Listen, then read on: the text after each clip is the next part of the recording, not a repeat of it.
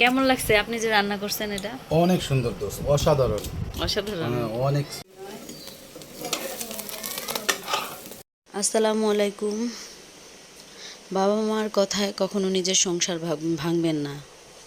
স্বামীর সাথে যদি শত যুদ্ধ করেও খেতে হয়, আপনি তার সাথে যুদ্ধ করতে পারছেন, তাকে বকাবকি দিতে পারতেছেন, আমার মতো এই ভুল কেউ করবেন না।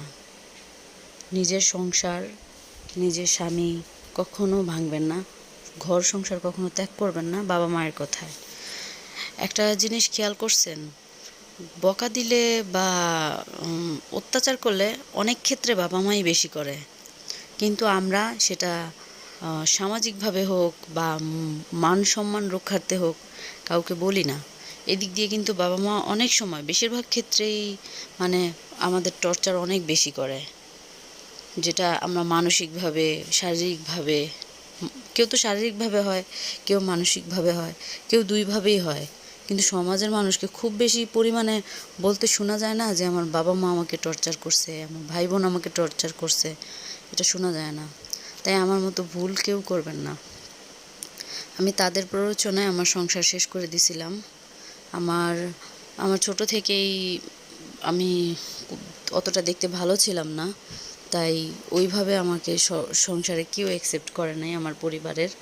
আমি লেখাপড়ায় অনেক ভালো ছিলাম, যার কারণে তারা হয়তো বা ওই খাতিরেই আমাকে ঠিক রাখছে।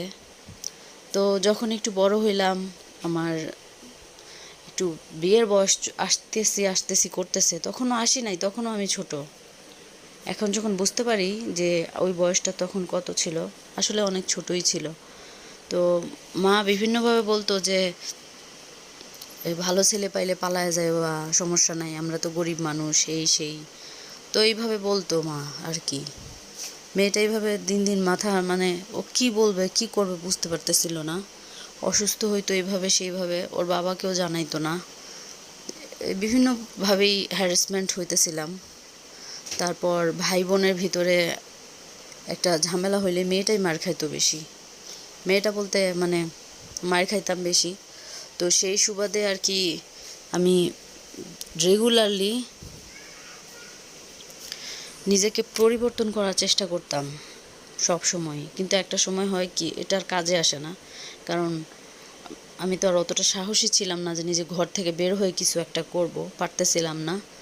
তো তারপর আমি নিজের পায়ে দাঁড়ানোর জন্য অনেক জায়গায় চাকরির জন্য চেষ্টা করি, যে না ওর বাবা মা যে একেবারে মানে গরিব ছিল, টাকা পয়সা ছিল না এরকম না, ছিল মোটামুটি ছিলই, চাইলে আগানো যাইতো। কিন্তু তারপরও তাদের উপর আমি ডিপেন্ড হইতে চাই নাই, যেহেতু তারা আমাকে মানে আছে না যে একটা খুবই আদর, খুবই ভালোবাসা, এরকম কিছু করতো না। তো সেই সুবাদে এভাবে হয় নাই, শেষে বিয়েই দিয়ে দেয়। মেয়েটা রাজিও হয়, কারণ বাবা মা বিয়ে দিয়ে দিয়েছে, নিশ্চয়ই ভালোই হবে। সেই সুবাদে রাজি হয়। রাজি হওয়ার পরে সংসার করতে থাকে। টুকিটাকি ঝামেলা সবারই হয়, কারণ মেয়েটার ওইভাবে মানে তার বাবা মারা আদর আপ্যায়ন করতো না। যাই করতো সেটা দায়িত্বর জন্য করতো, বাস আছে না যে একটা ভালোবাসা থেকে করা। এটা ওর জামাই হয়তো বা বুঝতে মানে জামাইটা বুঝতে পারছিলাম আর কি। তো শেষে দুর্ভাগ্য আর মেয়েটার পিছু ছাড়ে না। সে কি করবে, ওই বাবা কিছু হইলেই, টুকিটাকি হইলেই আইসা বাবা মারে জানাইতো। ভাবছিল বাবা মা ভালো হয়ে গেছে, বয়স কম, বুঝতে পারে নাই যে দূরে চলে গেছে, তাই তাদের অবহেলাটা চোখে পড়তেছে না। তো একটা মেয়ে যখন বিয়ে হয় তখন শ্বশুর বাড়ির অথবা জামাই গেলে বলে কি, বর গেলে বলে যে বাবা আমার মেয়েটাকে দেখো, ভালো মতো রাখো, এই সেই। কখনো বলতো না, মানে এরকম কিছুই বলতো না। তো শেষে কি আর করা, এভাবেই দিন চলতেছিল। তো একদিন খুব ঝামেলা হয় তাদের নিয়েই, মার জন্যই ঝামেলাটা হয় আর কি। মা যখন আমার জামাই যায় শ্বশুর বাড়িতে, তো মা সব কিছু রেডি করে, যাওয়ার সময় কি যেন একটা বলে, তো সাড়া দেয় না। সাড়া না দেওয়াতে বাসায় আসে, এসে জিজ্ঞেস করে কি খুঁটিনাটি, এইভাবে 19 থেকে 20 হইতে হইতে একটা ঝামেলা লাগে। বাসায় বলে, ঝামেলা লাগলে বাসায় বললাম, বলার পরে সে বাবা মা চলে আয়, সমস্যা নাই, আমরা খাওয়াইতে পারবো, এই সেই। তা ভাই বোনরা বলে যে চলে আয়, বুঝায় অতটা বলে নাই, কারণ মেয়েটা ছিল একটা প্রপার্টির মতো। মেয়েটা ভালো মানে কাজ জানে, তারপর বাবার মাথায় এটাই ছিল, বুঝছেন। তো সে বলে কি চলে আয়, আইসা পড়লাম। তো মা ছিল প্রচুর অহংকারী, নিজের অহংকারের চোটে, আরও ভিতরে অনেক কাহিনী আছে যেটা মানে বললে প্রচণ্ড লজ্জা পেতে হবে, সেজন্য আর বললাম না। তারপর মায়ের কথা শুনে চলে আসছি। কয়েকদিন টাকা পয়সা নিয়ে গেছি, হামতাম, ভাই বোন সবাই মিলে খাইছে। মা তো আমি খুবই ভালো, খুবই ভালো। তো চেহারা তার আস্তে আস্তে পরিবর্তন হইতেছিল, সবার আগে মায়েরই। সবচেয়ে বেশি দুঃখ লাগতেছিল আমার মায়ের চেহারা পরিবর্তন হয়ে। এর আগেও মা অনেকবার খাওয়ার খোঁটা দিত, ওইভাবে দিত, ওইভাবে দিত, তুই কার বাড়িতে আসোস, এই সেই, মানে জঘন্য ভাষায় মাঝে মধ্যে কথা বলতো। কিন্তু মা কোনো দিনই তার নিজের এই জঘন্য ভাষাগুলি বলতো না কাউকে, কাউকে বলতো না। সব দোষ দিত মেয়ের, সে যে কি বলছে, কেন যে বলছে, এটা বলতো না। তো সেইভাবেই চলতেছিল। সেই আবারও রিপিট সময় আসছে, সময়টা আবার রিটার্ন আসছে বিয়ের পরে। বিয়ের আগের সময় বকাবকির সময়টা বিয়ের পরে আসছে। তো মায়ের জন্য বাচ্চাও নষ্ট করে ফেলে, যে কে খাওয়াইবো, কে পড়াইবো। সে ওইভাবে মাথা ঘামাইতো না। বলছিল যে মা আমি তো প্রেগনেন্ট, আমি কি করতে পারি। পরে মা তো সরাসরি বলেই দিছে যে আমরা রাখতে পারবো না, তুই কি করছিস তুই জানোস, আমরা বলতে পারবো না, এত পাপের কাজ আমরা জানি না। অথচ সে একদিক দিয়ে কিন্তু তারে ঠেলাই দিছে, যেটা আমরা রাখতে পারবো না, এইভাবে একটা ডিসিশন হয়ে গেছে। কি আর করা, শেষে বাধ্য হয়ে অপারেশন করে ফেলে। এইদিকে তো আমও গেল, সালাও গেল, বড় পাইলো না, ঘরও পাইলো না। দুঃখের বিষয় হচ্ছে এটা। আসলে যে ওর বরের মানে বরের যে একটা একেবারে আহামরি প্রবলেমও ছিল না যে ঘর ছাইরা দিতে হবে।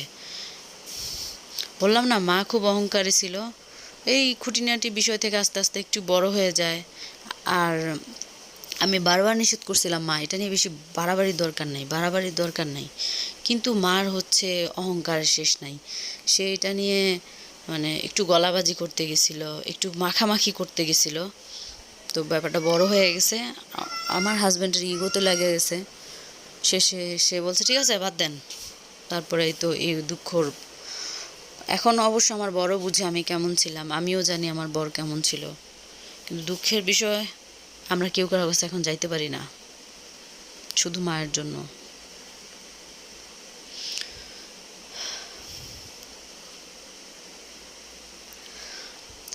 এতক্ষণ ধরে আমি যার কথা বলছিলাম সে আমার একদম পরিচিত একজন, আমি যারে চিনি।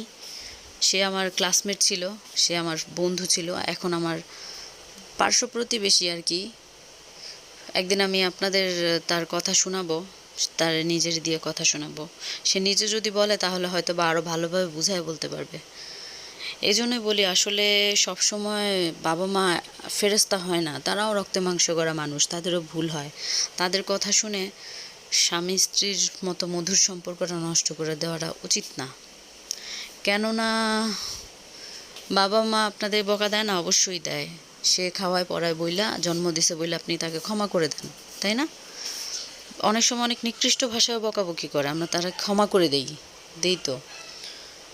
কিন্তু ওই যে স্বামী, সে পরের ছেলে কয়েকদিন আনছে, সে কিছু বললে অনেক সময় আমরা রেগে যাই।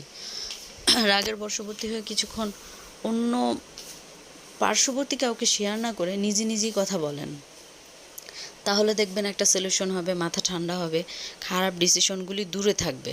আমার মনে হয় খারাপ ডিসিশনগুলি অনেক দূরে থাকবে, ছাড়াছাড়ি হবে না। কারণ একটা সংসার ভাঙা অনেক খারাপ একটা কাজ, আর সেই জায়গায় আপুটা নিজের অ্যাবরেশন করে ফেলছে, সেটা তো আরও বড় পাপের কাজ। তো পাপি তো হইলই, দুঃখ তো পাইলই, আরও জ্বলতেছে এখনও। ও লাঠি উষ্টা খাইতেছে মনে হয়, এরকম একটা অবস্থা। কারণ বাংলাদেশের যে অবস্থা, ওই চেহারাই চাকরি দেয়, বেশিরভাগ ক্ষেত্রেই এমন হয়। আর তার বয়সও হয়ে গেছে ভালোই, এখন তো বিয়ে করার তার ইচ্ছা নেই, অনেকটা একটু কেমন যেন দিন দিন অ্যাবনর্মাল হয়ে যেতেছে। তার দেখলে আমার খুবই মায়া লাগে কথা বলতে গেলে। দেখা হয় অনেক কম, বহুত কম দেখা হয় তার সাথে আমার। তো একদিন যখন দেখা হয়েছে, তখনই মন খুলে কথাটি বললো। আমি দেখে জিজ্ঞেস করলাম যে আপু আপনার এই অবস্থা কেন, কি হয়েছে? তখন সব বলা শুরু করলো। তাও আবার মেয়ের স্কুলে যখন নিয়ে গেছি তখন আমি সুস্থ ছিলাম। আজকে আমার খুব মনে পড়তেছিল কথাগুলি, যে আসলে তো সত্যি, স্বামী যদি ভালো হয়, তার যদি 5টা গুণের ভিতরে 3টা গুণও ভালো হয়, অথবা 2টা গুণ ভালো, তার চরিত্র ভালো, তাকে ভালো করা সম্ভব, তারপরে সে আপনার জন্য একটু হলেও আছে, সে আপনার জন্য ক্ষতি করবে না, তাহলে তাকে ছাড়াটা উচিত না। পৃথিবীর সবাই এসেও যদি বলে, তবুও তাকে ছাড়া উচিত না। আর সব ক্ষেত্রে বাবা মা একদম যে আপনাকে সোনার পালকিতে রাখবে এরকম হয় না, কখনো হয় না। এটা খুব কম মেয়ের কপালেই হয়, এটা খুব কম ছেলের কপালেই হয়। ঠিক আছে? তো এই কাজটা না করে ওই যে জীবনসঙ্গিনীকে নিয়ে যেভাবে পারেন ভালো থাকার চেষ্টা করেন। আর আমার এই গল্প থেকে যদি একটুও হলেও শিক্ষা নিতে পারেন, গল্প না, এটা একটা বাস্তব, যদি শিক্ষা নিতে পারেন তাহলে তো অনেক ভালো। আসসালামু আলাইকুম, ভালো থাকবেন, আমার জন্য দোয়া